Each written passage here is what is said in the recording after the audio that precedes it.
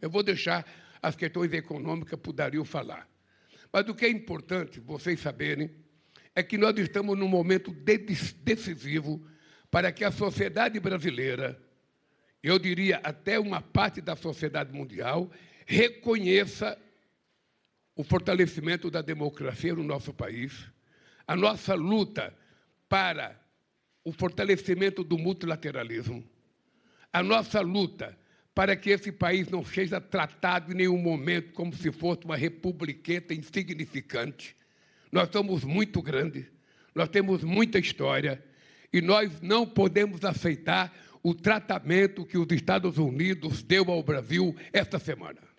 Não é possível.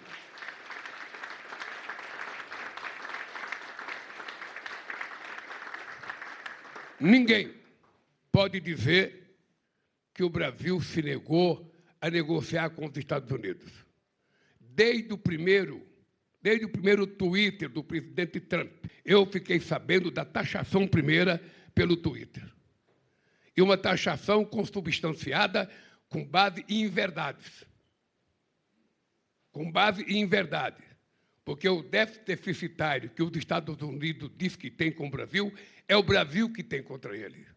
Portanto, se alguém tivesse que fazer uma taxação, seria o Brasil contra os Estados Unidos e não os Estados Unidos contra o Brasil. Eu já tinha dito, e vou dizer para vocês, ao presidente Trump, esse Marco Rubio não gosta da América Latina e muito menos do Brasil. Ele é um latino-americano frustrado. Não sei se ele nasceu em Cuba, me parece que ele nem nasceu em Cuba. Parece que ele é filho de pessoas que nasceram em Cuba.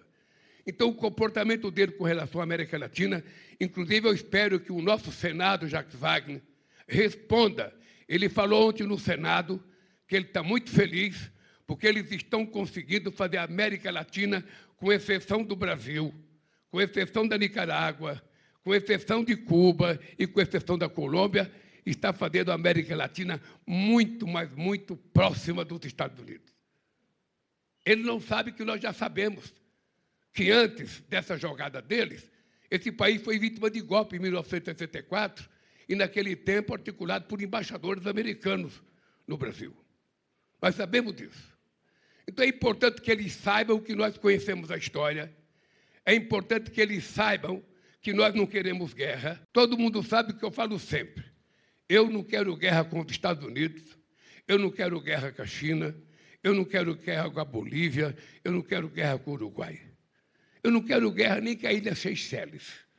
O que eu quero é provar que somente é possível a gente viver em paz se a gente fortalecer a democracia, se a gente fortalecer o multilateralismo e se a gente tratar com responsabilidade a relação entre chefes de Estado. Eu vou repetir uma coisa aqui que eu disse na primeira vez que eu recebi o tweet do presidente Trump.